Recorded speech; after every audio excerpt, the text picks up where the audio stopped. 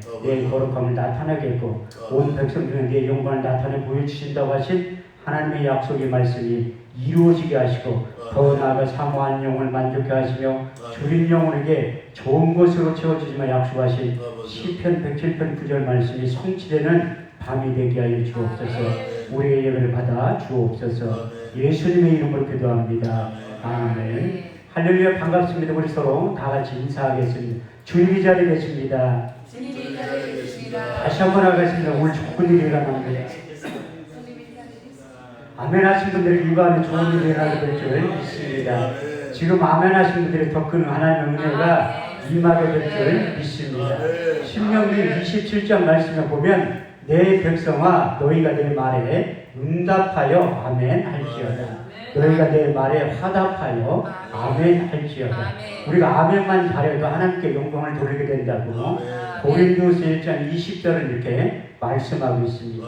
하나님의 약속의 말씀은 얼마든지 그리스도 안에서 예가 되니 그런 점 우리가 아멘하여 하나님께 영광을 돌리게 됩니다. 할렐루야. 이렇듯이 여기 서 있는 한 목사의 말로 들어봤자 아무런 의미가 없어요.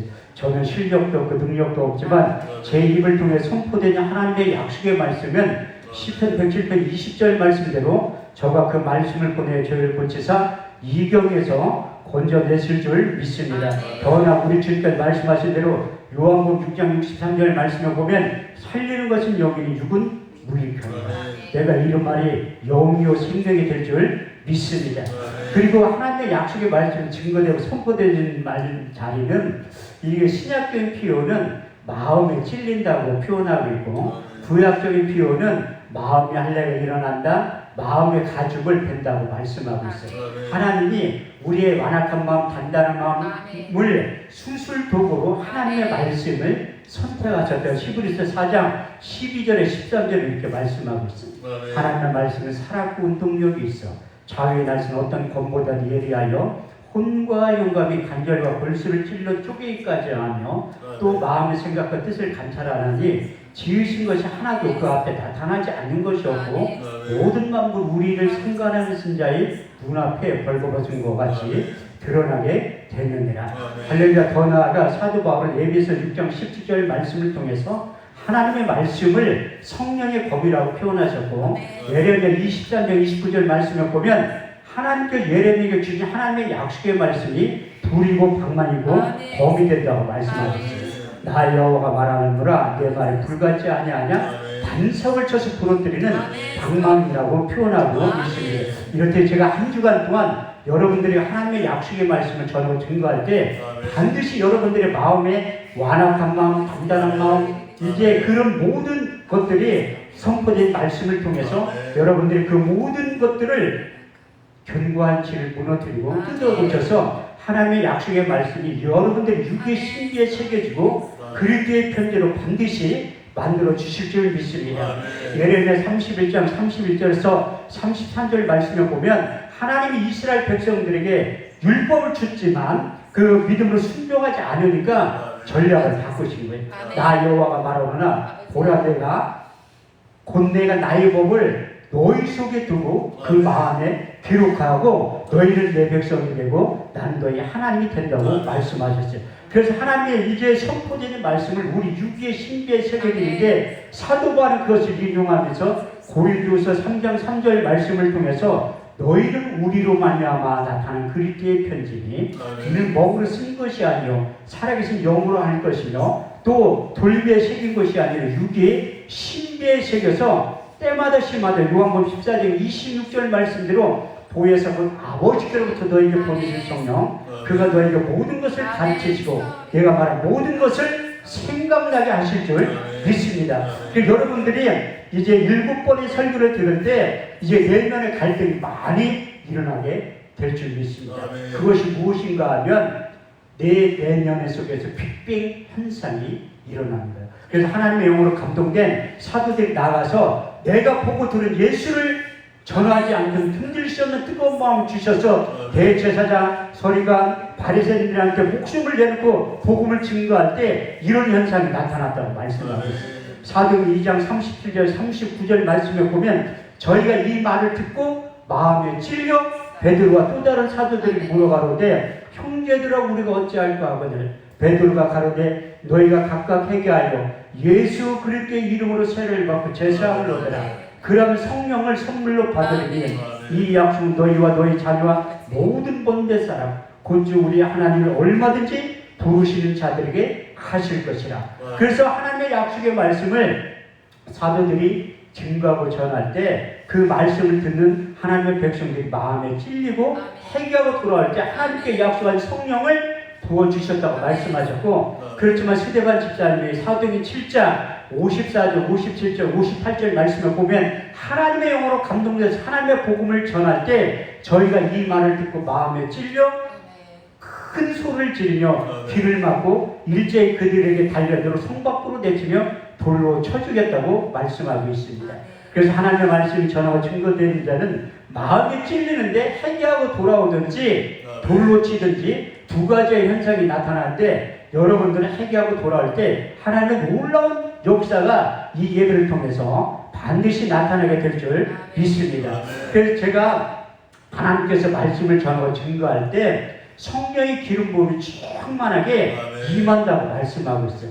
그래서 베드로가 고넬료 가정에 가서 신방 가서 하나님의 말씀을 전할 때 이런 현상이 나타났다고 사도행전 10장 44절 46절을 기록하고 있는데, 저희가 이 말을 들을 때 성령이 말씀 듣는 모든 사람에 내려오시니 베드로와 같이 온 할례받은 신자들이 이방인들에게도 성령 부어주심을 인하여 논란이 저희가 다 방언을 말하며 하나님 높이는 소리를 들었다고 말씀하고 있습니다. 성경은 어제나 오늘이나 동일하고 똑같은 거예요. 제가 11년 전에 삼각산 미랄기도원에서 복음을 전하고 증거할 때 똑같은 사도행전 10장 46절 동일한 현상이 나타나기 시작해요. 그래서 하나님의 말씀을 전할 때 20분이 지날 때 사람들이 절반이 쓰러지기 시작합니다. 그 뒤에 있는 목사님들이 저게 무슨 현상인데 저도 깜짝 놀란 거예요. 제가 설교할 때 그런 일이 없었는데 하나님께서 집회를 하면 할수록 예배 가운데 하나님께서 내가 주는 건 세상이 주는 것 같지 아니한 신령한 것을 주신다고 약속하셨는데 그것이 나타나기 시작합니다. 그래서 출애굽기 20장 24절 말씀을 보면 내게 토단을 쌓고 거의 너희 토단을 쌓고 그 위에 너희 번자 한목제를 드려라. 물은 내 이름을 기념하는 곳에 내가 강림하여 복을 주리라. 그래서 예배자들을 지금도 부르신다고 말씀하고 있어요. 요한복음 4장 23절에서 24절 말씀을 보면 우리 주님께서 사마리아 여인에게 부르신 다음에 예배의 민주화를 시키신 거예요. 그래서 그 유명한 요한복음 4장 23절에서 24절 말씀을 하셨는데, 하나님께 예배하는 자들은 신령과 진정으로 예배할 때가 오느니 지금이 곧 그때라. 아버지께서는 자기에게 예배하는 자를 찾으시느냐. 하나님은 여기시니 예배하는 자가 신령과 진정으로 예배를 드려야 된다고 말씀하고 있어요. 그런데 우리가 코로나19 때문에 예배가 다 무너졌어요. 그런데 우리 이 왕산 기도원은 이 코로나19 시대에도 한 번도 빠지지 않고 제가 예배를 드렸다는 것을 저는 기억하고 알고 있어요. 그래서 저도 처음에 코로나19가 시작될 때 인천 사시는 분은 알 거예요. 인천 살지 않아도 이제 언론에서 아주 코로나19 때문에 유명해진 교회가 있고 목사님들이 있잖아요. 언론에 9시, 10시부터 굉장히 많이 나왔는데 그 중에 그 중심에 저도 있었는데 언론은 나오지 않은 거예요. 그래서 제가 그때 설교를 하고 돌아왔는데 월요일 날 보건소에서 연락이 오고 거기 갔다 오셨죠? 물어보더라고요. 그래서 갔다 왔다고 하니까 뭐 했냐 거기서. 아니 목사가 뭐 하냐고 설교하고 왔지. 빨리 가서 코로나19 검사를 받으라는 거예요. 근데 거기에서 15명의 확진자가 나온 거예요. 앞에서 찬양이도 5명이 했는데 그분들이 다 확진자. 사회본 목사님도 확진자. 저 갈 때 떡 먹으라고 사모님 주셨는데 그분도 확진자예요. 근데 저는 다행히 하나님의 은혜로 안 걸린 거예요. 제가 거기서 한 2시간 동안 있었는데 안 걸린 게 오히려 하나님의 은혜더래요. 제가 아는 그 의사 친구한테 물어보니까 안 믿는 친구가 이런 얘기를 해요. 그것은 내가 안 걸린 것은 하나님의 은혜라고. 그래서 제가 14일간 격리하면서 성경을 일독한 거예요. 할 게 아무것도 없잖아요. 그래서 제가 요주의 인물이 된 거예요. 저도 기도원을 하는데 일주일에 한 번씩 시청에서 나오고 심지어 사법경찰도 와서 예배 드리지 말라고 하대요. 그래서 제가 300만을 가지고 있었다니까요. 아니 고발하면 300만 원 벌금 내면 된다고 했잖아요. 그 고발하라고 한 거예요. 300만 원 벌금 낼 테니까. 근데 공무원들이 반공갈 협박하는데 고소할 예정이라고만 하지 고소는 안 한다니까요.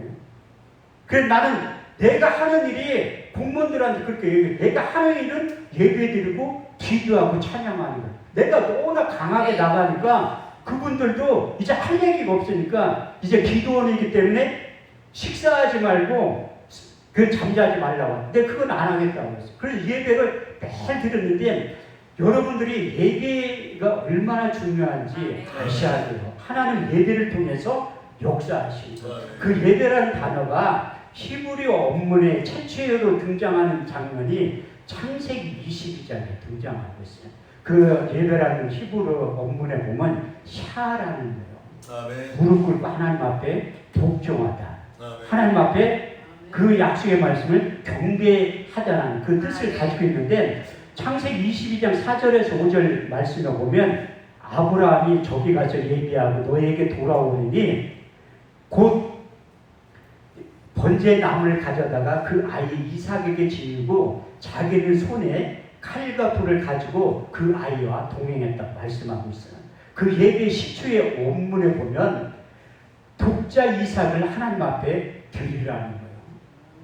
그 약속의 말씀이 그 이삭도 묵묵히 순종하고 복종하는 게 말도 안 되는 현상이 예배라고 말씀하고 있습니다. 예배를 다시 말해서 내 모든 것을 내려놓고 하나님의 약속의 말씀에 복종한다는 의미를 내포하고 있어요. 그래서 사도 바울은 예배에 집중할 때 그 유명한 로마서 12장 1절에서 3절 말씀이 등장하고 간증한 왜 사도 바울이 예배에 생활화가 되어 있었기 때문에 예배가 몸에 배에 있었기 때문에 그런데 그러므로 형제들아 내가 하나님의 모든 자비하심으로 너희를 권하노니 너희 몸을 하나님 기뻐하시는 거룩한 산 제사로 드려라. 이는 너희들의 영적 예배이라. 너희들이 이 세대를 본받지 말고 오직 마음을 새롭게 함으로 변화를 받아 하나님의 선하시고 기뻐하시고 온전하신 뜻이 어디에 있는지 예배를 통해서 신앙이 한번 활짝 열어지면 하나님의 뜻을 구별하고 그 약속의 말씀에 믿음으로 순종하며 나아갈 때 이 세상과 하나님 나라를 앞당겨서 이 세상과 하나님 나라를 동시에 살아갈 수 있는 능력이 예배를 통해서 임하게 된다고 하나님께서 말씀하고 있습니다.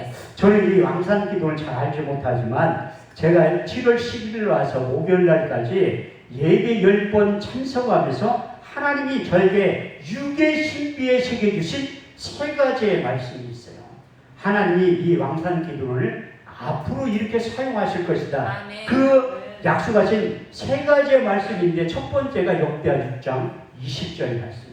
주께서 전에 말씀하시기를 내 이름을 거기 두르라 하신 곳 이곳을 향하여 주의 눈이 주야로 보시며 종들이 이곳을 향하여 비는 기도를 들어 응답하시는 기도원으로 만들어 주신다고 약속하셨고 두 번째는 이사야 56장 7절 말씀에 보면 내가 그를 나의 성산으로 인도하여 기도하는 내 집에서 그들을 기쁘게 할 것이며 그들의 번제 이색은 나의 단에서 기꺼이 받게 되리니 내 집은 만민이 기도하는 집이라 일컬음을 얻게 될 것이라. 할렐루야. 이렇듯이 하나님께서 이 기도원이 만민이 기도하는 집으로 만들어 주셨다고 말씀하셨고 마지막 세 번째 역대하 7장 13절 16절 말씀을 보면 홍내가 하늘을 닫고 비를 내리지 아니하거나 홍내가 메뚜기를 보내어 토사를 먹게 하거나 홍내가 내 백성 가운데 연병을 보내어 유행하게 될 때에 내 이름을 일컫는 내 백성이 그 악한 길에 떠나 스스로 겸비하여 기도하여 내 얼굴을 구하면 내가 하늘에 듣고 내 죄를 사하며 그 땅을 고칠지라. 여기에서 하는 기도에 내 눈과 귀를 기울이니 내가 이전을 택하고 거룩하여 내 이름을 영영히 거기 두리라 하였느니라. 내 마음과 내 눈이 항상 왕산 기도원이 있으리라. 할렐루야. 이렇듯이 하나님께 존귀 들어 쓰시는 이 왕산기도원에 원장님 저를 불러주셔서 제가 기쁜 마음으로 왔는데 이제 우리 사모님과 우리 목사님과 원장님을 본 지가 이제 열흘도 안 됐잖아요. 근데 제가 바울의 로마 교인들을 보기를 원했던 그 심정으로 온 거야. 로마서 1장 11절 말씀을 보면 내가 너희를 보기 심히 원하는 것은 무슨 신령한 은사를 나누어 주어 너희 몸을 전복히 세우려 하십니다. 그래서 제가 기도원 집회할 때 15년 동안 집회하는 동안 하나님께서 하나님 앞에 말씀을 무엇을 전할까 이렇게 물어봐도 제목과 본문만 주시지 설교 내용 주시잖아요. 여기 올 때도 하나님 앞에 그렇게 물었는데도 본문과 제목만 주시는 거예요. 근데 설교 내용 어떻게 하냐? 갈라디아서 1장 11절 바울에게 주셨던 말 잘할 수 있는 능력을 주시고 저에게 주셔서 갈라디아서 1장 11절 12절 말씀에 근거해서 사도 바울은 복음을 전한다고 간증하고 있습니다. 내가 전한 복음은 사람의 뜻으로 난 것이 아니라 사람에게 배운 것도 아니고 받은 것도 아니요 곧 그리스도의 계시로 말미암았느니라. 그래서 하나님의 영으로 감동되면 사도행전 2장 4절 말씀에 보면 저희가 다 성령의 충만을 받고 성령이 말하게 하심을 따라 다른 언어로 말하기 시작합니다. 그래서 여러분들이 7번 집회에 참석하면 하나님이 저에게 주셨던 말 잘할 수 있는 능력과 지혜와 계시의 영이 임하게 될 줄 믿습니다. 할렐루야. 이렇듯이 그래서 오늘 첫 설교를 하나님께서 3단계의 기름 부음에 대해서 설교를 하라고 말씀하십니다. 그 기름 부음 우리 육체 가운데 임하면 하나님의 생각이 내 생각이 되고 하나님의 뜻이 내 뜻이 되고 하나님의 일들이 멀리 하는 줄였지만 내일처럼 자연스럽게 느껴지게 된다. 그래서 처음으로 3단계의 기름 부음. 그래서 우리 주님께서 성령을 보내주시지만 약속하신 그 언약의 말씀이 성취되기 전에 하나님이 우리를 창조하실 때 하나님의 영 삼위일체 하나님 우리 육체 가운데 전사함고 들어오신 거예요. 창세기 1장 27절에 28절 말씀을 보면 하나님이 하나님의 형상대로 사람을 창조하시되 남자와 여자를 창조하시고 그들에게 복을 주시니 이르시되 생육하고 번성하라 땅에 충만하라 바다의 고기와 공중에서 땅에 움직이는 모든 생물들을 다스릴 수 있는 영적인 능력을 주셨고 사도행전 2장 7절 말씀을 보면 하나님의 흙으로 사람을 지으시고 그 코에 생기를 불어넣으시니 사람이 생명이 되었다고 말씀하고 있습니다. 시편 기자는 창세기 1장과 2장 말씀을 인용하면서 우리와 하나님과의 관계에 대해서 4번을 걸쳐서 말씀하고 있어요. 시편 2편 7절 말씀을 보면 내가 내 영을 전하노라. 너희는 내 아들과 딸들이라 내가 오늘날 너희를 낳았다고 말씀하셨고 시편 80편 6절 말씀을 보면 여호와께서 가라사대 너희는 신들이며 다 지존자의 아들과 딸들이라고 말씀하셨고 세 번째 시편 139편 13절 말씀을 보면 주께서 내 장부를 지으시며 내 모태에서 나를 조직하셨나이다. 마지막 네 번째 시편 139편 16절 말씀을 보면 나의 형길이 이르기 전 주의 눈을 보셨으며 나의 정한 날이 되기 전에 주의 책에 다 기록이 되었다고 말씀하셨습니다. 우리 주님께서도 모세일과 선지자일과 시편에 등등했던 우리 주님께서도 우리와 하나님과의 관계에 대해서 요한복음 10장 34절 35절을 통해서 정의를 내려주십니다. 너희 율법에 기록한다. 내가 너희를 신이라 하지 아니하였느냐? 성경은 폐하지 못하나니 하나님의 말씀을 받은 사람들을 신적인 존재, 영적인 존재, 하나님의 형상을 닮은 존재라고 정의를 내려주시면 근데 하나님이 하나님의 형상대로 우리 육체를 지으셨는데 인간들의 범죄함을 통해서 로마서 5장 12절 말씀을 보면 한 사람으로 말미암아 죄가 세상에 들어오고 그 죄로 말미암아 사망이 찾아왔나니 그 죄 때문에 하나님의 영이 떠났다고 말씀합니다.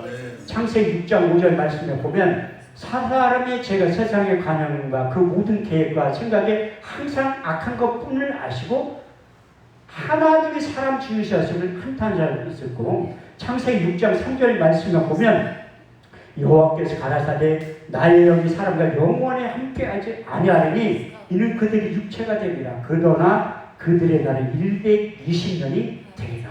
그래서 하나님의 영이 떠났기 때문에 우리가 육신적인 존재, 혼적인 존재로만 남아서 하나님의 음성이 들리지 않았다. 그래도 하나님께서 우리를 사랑하셔서 선지자를 통해서 하나님의 성령을 우리 육체 가운데 보내주신다고 약속하시고, 이사야 선지자를 통해서 이사야 11장 2절 말씀을 보면 주 여호와의 신 곧 지혜와 총망의 신이요 오략과 재능의 신이요 지식과 여호와의 경외하는 신을 너에게 부어주실 것을 약속하시고, 이사야 32장 15절 말씀을 보면 마침내 성신을 너에게 부어주리니 광야가 아름다운 밭이 되고 아름다운 밭이 살림으로 변하게 될 것이다.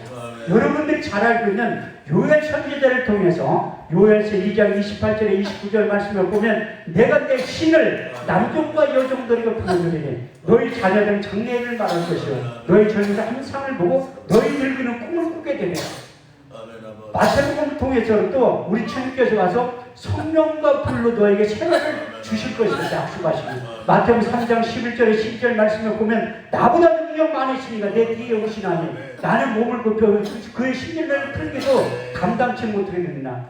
나는 물로 너에게 세례를 베풀 것이나 내 뒤에 오시는 성령과 불로 너에게 세례를 줄 것이요 손에 길을 잡고 자기 타작마당을 정하게 하사 알고 본 모아 곡관에 들고 쭉정이는 꺼지지 않는 불에 태우신다고 말씀하셨어요. 그 약속을 말씀을 붙잡고 사모했던 우리 주님께서도 승천하기 직전에 40일 동안 이 땅에 계시면서 제자들에게 이런 말씀을 하시고, 사도행 1장 4절에서 8절 말씀을 보면 사도와 같이 보이사 저희가 분바에 가라사대 예루살렘을 떠나지 말고 내게 들은 바 아버지의 약속하신 것을 기다려라. 요한은 물로 세례를 베풀었으나 너희는 몇 날에 못되어 성령으로 세례를 받게 될 것이다. 오직 성령이 너희에게 임하시면 너희가 권능을 받고 예루살렘과 온 유대와 사마리아와 땅끝까지 이르러 내 증인이 될 것이다.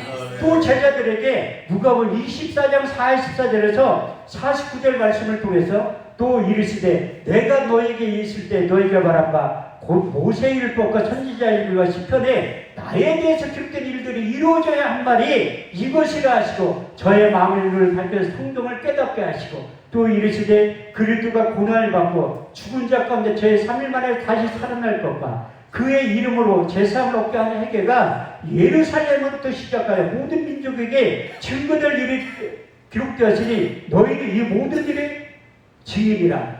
내가 아버지의 약속하신 것을 너에게 보내리니 너희는 이로부터 능력이 입히울 때까지 이 성에 유하라고 당부하셨어요. 그의 약속의 말씀 붙잡고 전혀 기도에 힘썼던 사도들에게 사도행전 2장 1절에 13절 말씀에 하나님께 선지자를 통해 약속했던 보혜사 진리의 성령이 우리 주님께서 약속하신 성령이 육체 가운데 임하기 시작합니다. 제가 내일 이 오전 예배 때 오순절의 성령 세례에 대해서 말씀을 드리려고, 오순절 날이 일이면 저희가 다 같이 한 곳에 모였더니 호련의 하늘로부터 급하고 강한 바람 같은 소리가 있어 저희가 앉은 집에 가득한 불의 같이 갈라지는 것이 저희에게 각 사람이 임하게 했더니 저희가 다 성령의 충만을 받고 성령이 말하게 하심을 따라 방언으로 말하며 시작하니라. 그때의 경건한 유대인들이 천하 각부로 와서 예루살렘에 우하더니 이 소리가 나며 큰 무리가 모여 소동하여 가로되 보라 이 말하는 사람들이 다 갈릴 사람들이 아니냐. 우리 각 사람이 남고 방언으로 듣게 되니 어찌 되느뇨. 우리는 다 바데인가 메데인가 멜레인가 메소포타미아 본두와 아시아 브리길리아 밤빌리아 애국과 및 구레네에 가까운 리비아 사람들과 여러 지방을 나그네 로마로부터 나그네들과 곧 아버지께 부어주신 성령을 통해서 하나님의 큰 일을 말함을 듣는다.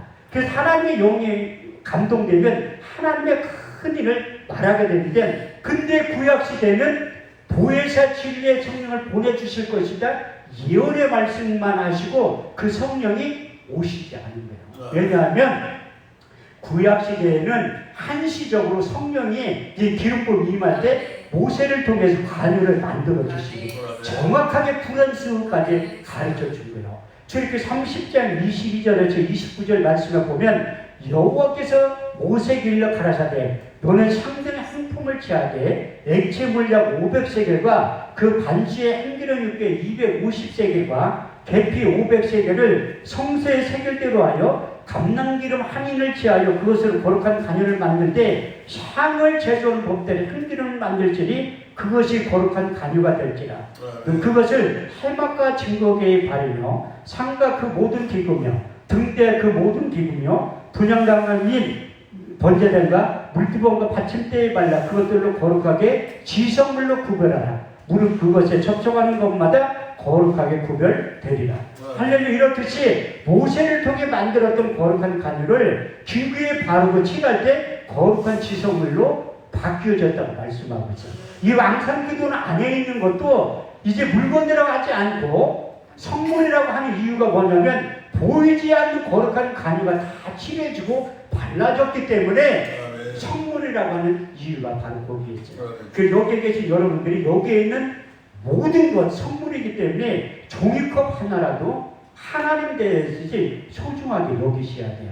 근데 하나님께서 이 거룩한 간유를 기구에 바르면 이제 거룩한 지성물로 구분이 되지만 그 간유를 사람의 몸에 부으면 이로부터 왕의 능력, 제사장의 능력, 선지자의 능력이 임하게 된다고 성경은 약속하고 있어요. 저렇게 30장 30절 말씀을 보면 너는 아론과 그의 아들들에게 기름을 발라 그들로 거룩하게 하고 제사장의 직분을 행하게 된다고 말씀하셨고, 열왕기하 9장 3절 말씀을 보면 기름병을 가지고 와서 그 머리에 부으며 이르기를 이스라엘 왕이 된다고 말씀하셨고, 열왕기상 19장 16절 말씀을 보면 엘리사의 기름을 발라 그들로 거룩하게 하고 선지자의 직분을 행하게 된다고 말씀하셨어요. 근데 그 하나님께서 거룩한 간유를 만드는 것도 함부로 만들어서는 안 되고 타인의 몸에 함부로 부어서도 안 된다고 경계의 말씀도 덧붙여서 하시죠. 출애굽기 30장 31절 33절 말씀을 보면 이것은 너희 대대로 거룩한 간유니 사람의 몸에 붙지 말며 이 방법대로 이와 같은 것을 만들지 말라. 이것은 거룩하니 너희는 거룩히 여기라. 무릇 이와 같은 것을 만드는 자나 타인의 몸에 붙는 자는 그 백성 중에서 끊쳐지게 될 것이다. 그래서 함부로 기름 부음 사역자를 흉내내서도 안 된다고 하나님은 경계의 말씀을 하시고, 근데 구약시대에 가장 거룩한 간유가 임한 다음에 하나님 앞에 쓰임받았던 사람은 누구인가 하면 다윗이라는 거예요. 그래서 하나님께서 사울왕을 패하시고 사무엘 선지자에게 모세를 통해 만들었던 거룩한 간유 기름병을 가지고 해서 내가 지시한 그에게 기름을 부으라고 말씀하셨어요. 근데 하나님이 하나님의 영으로 감동된 사무엘 선지자도 하나님의 생각과 다르다는 거예요. 이사야 55장 8절에 9절 말씀을 보면 내 생각은 너희 생각과 다르며 내 길은 너희들과 달라서 하늘이 땅보다 높은 같이 내 생각은 높으며 내 길은 너희 길보다 높으니라. 그래서 하나님께서 사무엘 선지자를 보내시면서 내가 지시하는 자에게 기름 부음을 주라고 했는데 그 이세의 아들들 가운데 엘리압과 그의 아들들 들어올 때 사무엘상 16장 6절에 7절 말씀을 보면 내가 그들을 보니 여호와의 기름 부으실 자가 과연 그 앞에 있도다. 그렇게 착각을 하는 거예요. 우리 찬양인가 하신 목사님처럼 엘리압이 키도 준수하고 너무 비난했던 것 같아요. 그렇게 사무엘 선지가 착각을 하는 거예요. 왜? 엘리압이 너무 잘생겼기 때문에 하나님께서 지시하지도 않았는데 기름병을 들고 기름을 부으려고 했어요. 그때 하나님의 음성을 듣는 거예요. 여호와께서 사무엘에게 일러 가라사대 그 용모와 신장을 보지 말라. 내가 보는 것은 사람의 보는 것과 같이 아니하리니 사람은 외모를 보거니와 나 여호와는 중심을 보느니라. 그래서 하나님의 보는 선명한 기준이 다르다. 그러니 저 같은 사람도 시인받는 거잖아요. 사도 바울도 우리가 하나님 앞에 시인받는 것은 고린도전 1장 26절 28절 말씀을 보면 형제들아 너희 부르심을 보더라. 육체를 따라 지혜 있는 자가 많지 아니하고 능한 자가 많지 아니하고 문벌 좋은 자가 많지 아니하도다.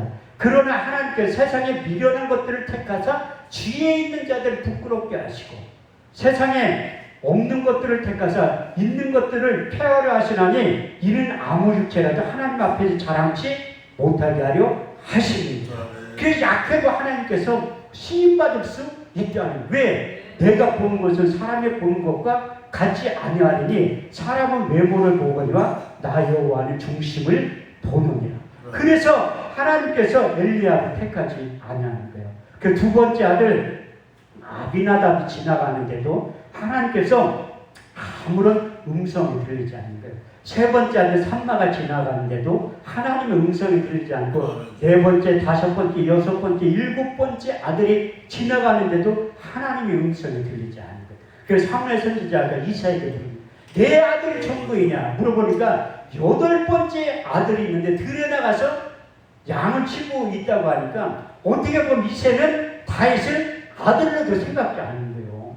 그렇게 유명한 선지자가 왔는데 저 같으면 자식들 다 오라고 하는. 아니 조윤규 목사님이 우리 교회 우리 가정 신방 왔는데 내가 자식들을 안 데려오겠어요? 빨리 와서 기도받으라고 하지. 근데 이새는 다윗을 아들로도 생각지 않아요. 근데 사무엘 선지자가 그 여덟 번째 아들을 데려와라.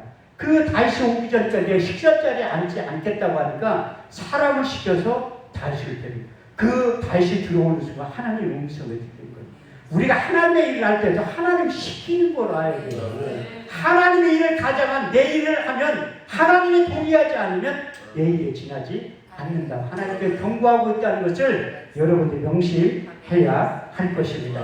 그래서 다윗이 들어오는 순간 하나님의 음성이 들리는 거예요. 사무엘상 16장 12절 13절 말씀을 보면 이가 그니 일어나 기름을 부어라. 사무엘 선지자 기름병을 취하여 그의 형제 중에 그에게 기름을 부었더니 이날 이후로 여호와의 신에게 크게 감동되니라.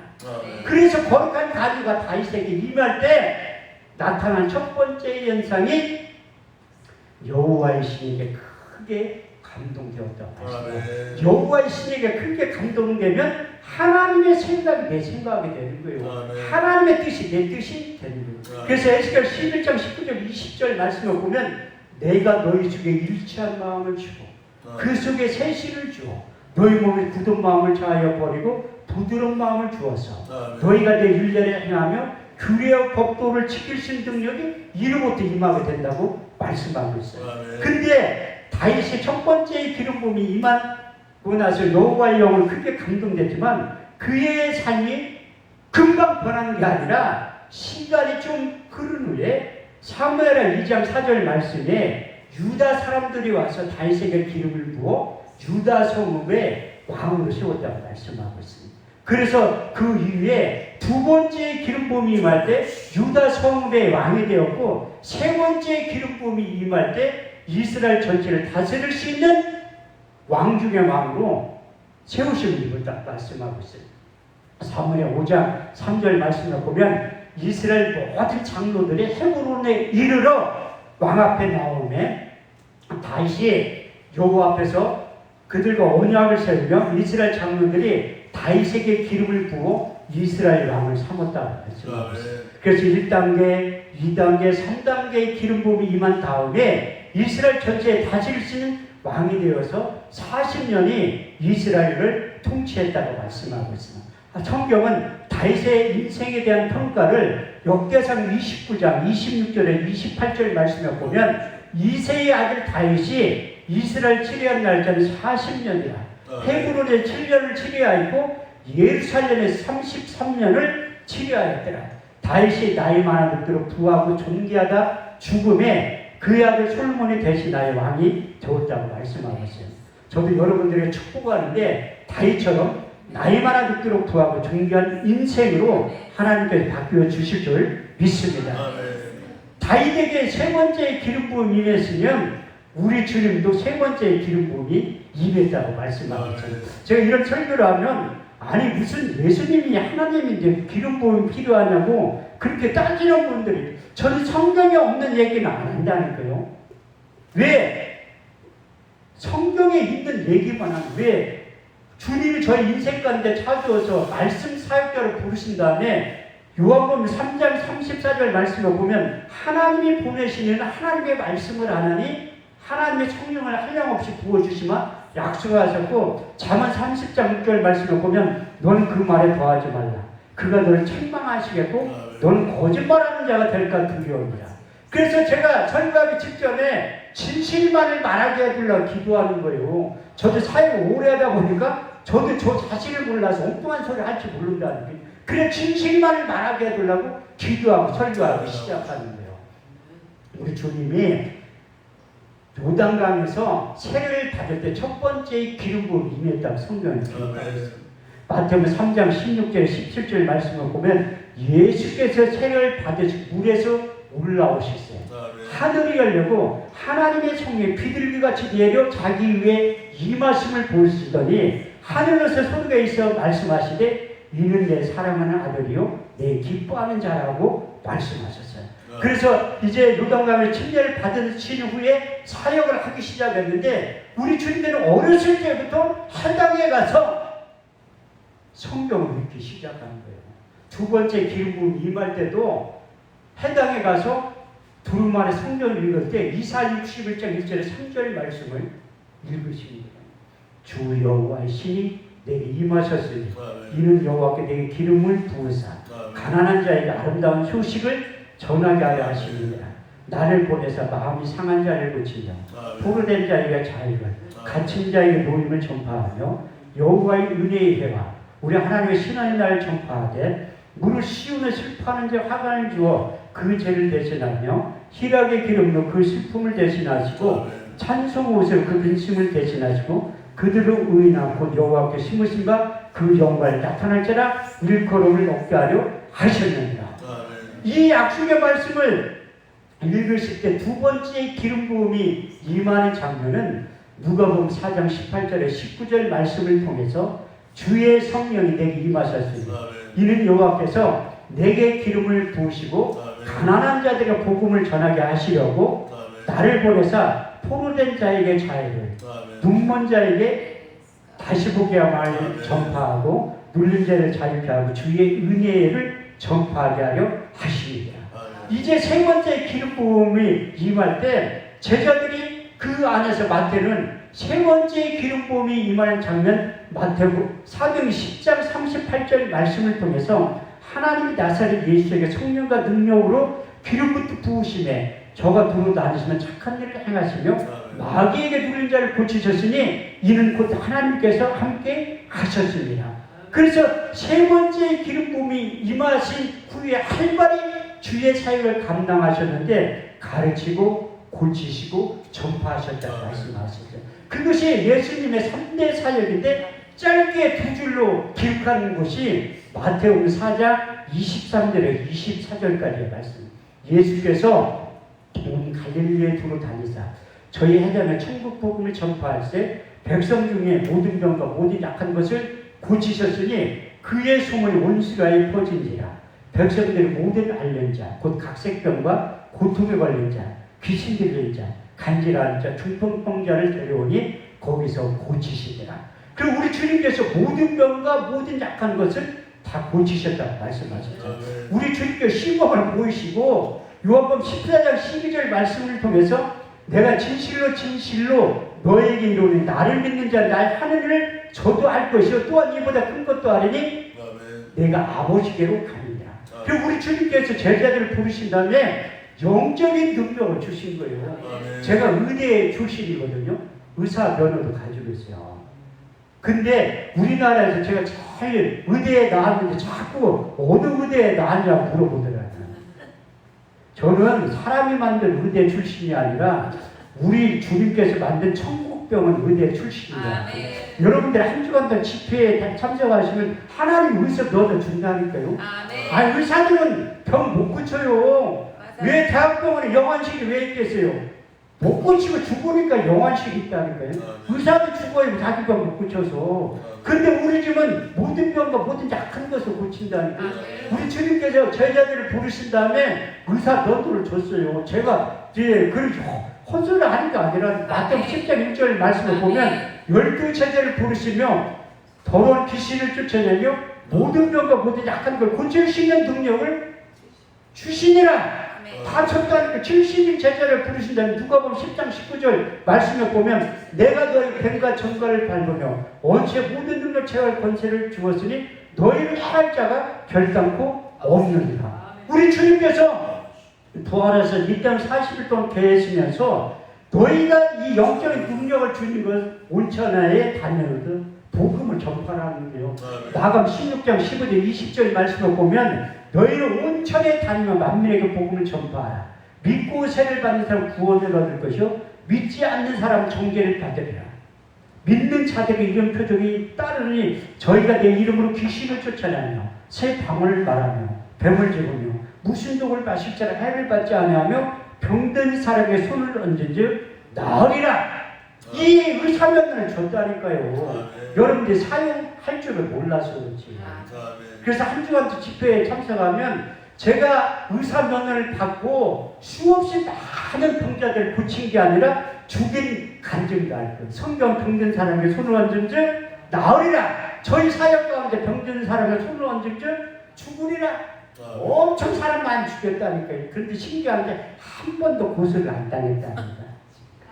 하나님 저를 수련의 의사를 부른다면 수없이 시행착오를 겪은 다음에 사도들에게 세 번째 기름 부음이 임할 때 수없이 많은 환자들을 고친 거예요. 그래서 사도들에게도 첫 번째 기름 부음이 임한 거예요. 그 여러분들도 사모하신다는 된다는 그 사도들에게 임했던 다윗에게 임했던 우리 주님에게 임했던 세 번의 기름 부음 3단계의 기름 부음 여러분들이 사모할 때 저에게 주셨던 사도들에게 주셨던 그 능력이 임하게 될 줄 믿습니다. 그래서 우리 주님께서 육신의 몸과 부활의 몸을 입으시고 40일 동안 이 땅에 계신 그 근거가 어디에 있냐 사도행전 1장 3절 말씀을 보면 해 받으신 후에 친히 사심을 나타내서 40일 동안 저에게 보이시며 하나님 나라에 대해서 이를 말씀한 그때 우리 이 주님이 제자들에게 나타난 첫 번째 기름을 부어주신 거예요. 그 첫 번째 장면이 요한복음 20장 21절 22절 말씀을 보면 너에게 평강이 있을지어다. 아버지께 나를 보내신 것 같이 나도 너희를 보내라. 이 말씀을 하시며 저희를 향하여 숨을 내쉬며 가라사대 성령을 받으라. 나의 영을 받으라. 나의 숨을 받으라고 했습니다. 성경에 하나님께서 호흡, 숨 쉬는 장면이 딱 두 군데 기록되어 있어요. 여기하고 창세기 2장 7절 하나님 흙으로 사람을 지으시 그 코에 생기를 불어넣으시니 사람이 생명이 되었다고 말씀합니다. 그래서 창세기 2장 7절 말씀을 회복시키는 게 요한복음 20장 21절에 22절 말씀입니다. 그래서 첫 번째 기름 부음이 임하고 두 번째 기름 부음이 임할 때 사도행전 2장 1절에 13절 말씀 제가 아까도 말씀드렸어요. 세 번째 기름 부음이 임하고 난 다음에 대제사장, 서기관, 바리새인들한테 사도행전 4장 20절 말씀을 보면 내가 보고 들은 예수를 전하지 않고서는 뜨거운 마음을 하나님께 주신 거예요.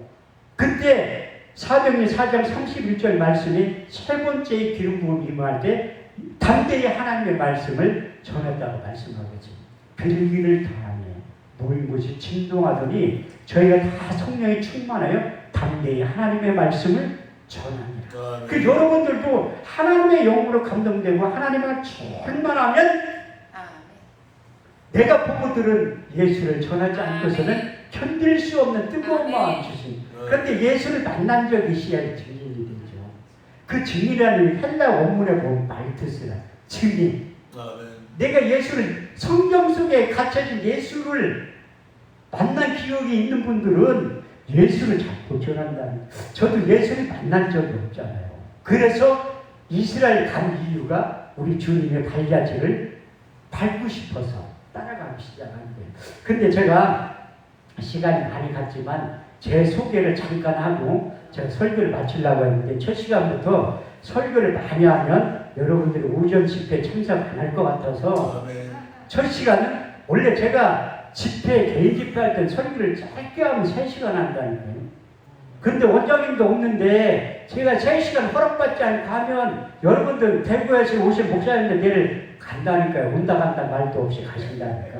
그래서 오늘은 짧게 1시간만 이제 10분 잡아먹었으니까 9시 10분까지만 제가 설교하고 마치려고 해요. 오살리 기도 1시간 하는 것도 양해한다니까요.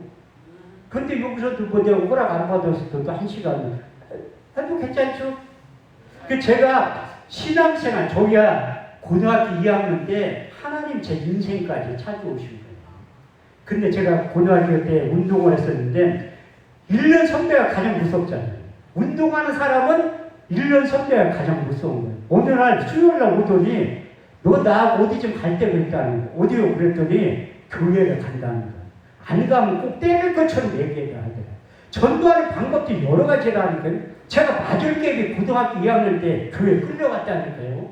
근데 수요일날 저녁에 예배 참석하고 월요일날부터 성령의 이끌려 새벽 예배 참석한 거예요.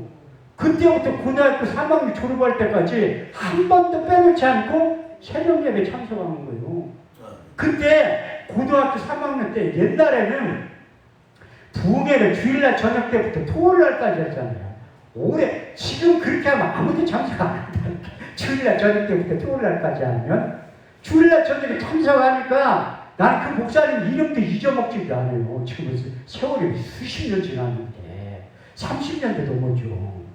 근데 그 목사님이 김원선 목사님, 미국에서 오신 강사 목사님인데 주일날 저녁에 나를 부르더니 야, 너 내일부터 새벽 예배하고 저녁 때 꼭 참석하라는 거야.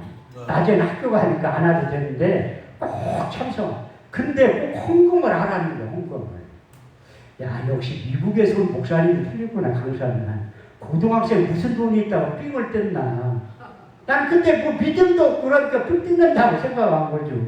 그래서 학교까지 걸어다닌 거예요. 엄마가 차비추면 점심값 굶고 학교까지 갔다 와서 저녁 때 헌금한 거예요. 토요일날까지. 토요일날 새벽에 나를 나오라고 하더니 기도를 해주더라고요. 안수기도를 해주고 너 목자가 될 것이고 훌륭한 부흥사가 될 것이다. 그렇게 해주고 나는 담임 목사님하고 짜고서 내가 서울로 대학 갈 때니 나 잡아두려고 그 강사하고 짜고서 나는 그렇게 얘기를 한 줄 알았다니까. 근데 시간이 얼마 지나지 않으니까 그 얘기가 떠나지 않은 거예요. 그래서 제가 군대 제대하고 나서 86년도에 신학교에 입학을 한 거예요. 일찍 갔죠. 근데 세상 가운데 방황하다가 회개하고 돌아온 거예요. 10년 동안 세상에서 방황할 때 하나님이 요한복음 15장 5절 한 절 체험시킨 거예요. 제가 머리가 좋아서 성경을 많이 암송해서 하는 게 아니라 경험되고 체험된 것만 얘기하는 거예요. 실제 이 성경이 저의 사역 가운데 있었던 것은 머리가 나빠도 다 기억이 된다는 거예요. 하도 사람들이 목사님들이 IQ 검사 좀 해보라고 해서 제가 한번 해본 거예요. 어느 날 검사를 해보니까 200이 나오더래요. 200. 상당히 좋죠, 머리가. IQ 검사에 200 나왔다니까요. 그런데 저 혼자 검사에 200 나오면 얼마나 좋겠어요. 우리 딸하고 합쳐가지고 200이야. 우리 사모님보다 제가 머리가 더 나쁘다니까요. IQ는. 근데 어떻게 성경 말씀을 이렇게 하는 거예요. 다 경험이 되고 경험이 됐기 때문에 이러는 거예요. 10년 동안 세상에 방황할 때 요한복음 15장 5절 말씀을 경험시키고 체험시키고 나는 포도나무에 너희는 가지니 저가 내 안에 저희가 내 안에 있는 가시를 많이 맺나니 너희가 나를 떠나서 아무것도 할 수 없는 거예요. 제가 주님을 떠나서 아무것도 할 수 없음을 신앙 고백하는데 10년이 넘게 걸렸다는 거예요. 그래서 제가 어떻게 목사가 됐는데 그래서 엉뚱한 짓 하지 않고 목회에 전념을 하는 거예요. 근데 전 일반 목회만 하려고 했거든요. 그런데 하나님이 윤석열 목사님과 이태 목사님을 만나기 위해서 부흥사의 길로 들어서게 된 거예요. 지금부터 17년 전에 사단법 민족봉화운동본부 부흥사연수원에 이태 목사님이 좋아서 찾아간 거예요. 가서 보니까 부흥사 학교를 하더라고요. 그 거기에 입학한 거예요. 그렇게 입학하니까 윤석열 목사님이 수업할 때 부흥사 되려고 와서 물어보더라. 그래서 학생들이 예라고 하니까 부흥사가 뭐냐? 누가 나를 불러줘야지 부흥사라는 거예요. 그 이태 목사님 부흥사에 대해서 강의하실 때 부흥사가 뭐냐? 해결사라는 거예요. 해결사. 기도원이나 교회에 문제가 있으면 해결을 해줘야 된다. 두 번째는 선지자라는 거예요. 선지자. 선지자는 욕을 많이 먹는다는 거예요. 저도 그 부흥사 생활을 하면서 욕을 상당히 많이 먹는다는 거예요. 우리 집안이 60대면 다 죽어요. 저도 1년밖에 안 남았다니까요. 아버지도 60에 죽고 엄마도 60에 죽고 삼촌님도 60에 죽고 큰형도 60에 죽었어요. 저도 1년밖에 안 남았다니까. 그런데 욕을 아주 많이 먹어서 성경에 없는 얘기지만 욕 많이 먹으면 오래 산다고 하잖아요. 전 80까지 살 것 같다는 거예요. 사명자는 절대 죽지 않는 거예요. 제가 40에 교회를 개척한 거예요. 40에. 지금 59이니까 19년 동안 사역을 하는 거예요. 근데 이태 목사님이 선지자는 핍박을 많이 받는다. 왜 핍박을 받냐? 성경에 써 있어요. 핍박 받는 거. 마태복음 5장 10절에 12절 말씀을 보면 의를 위하여 받는 자는 복이 있나니 천국이 저희 것이며 너희가 날이 날 욕하고 핍박하고 거짓일 것을 악한 말을 할 때 너희는 기뻐하고 즐거워하라. 하늘의 상이 크니라. 이와 같이 선지자들도 핍박을 받았느니라. 저도 기도원 하면서 욕 무지하게 얻어먹었다. 욕하는 목사님들이 헌금 10원이라도 해줘야지. 심지어 스님은 나 욕한 적 없어요. 신천지는 욕한 적 없다니까 이단들은. 근데 목사님들이 욕해. 헌금 10원도 안 해주면서.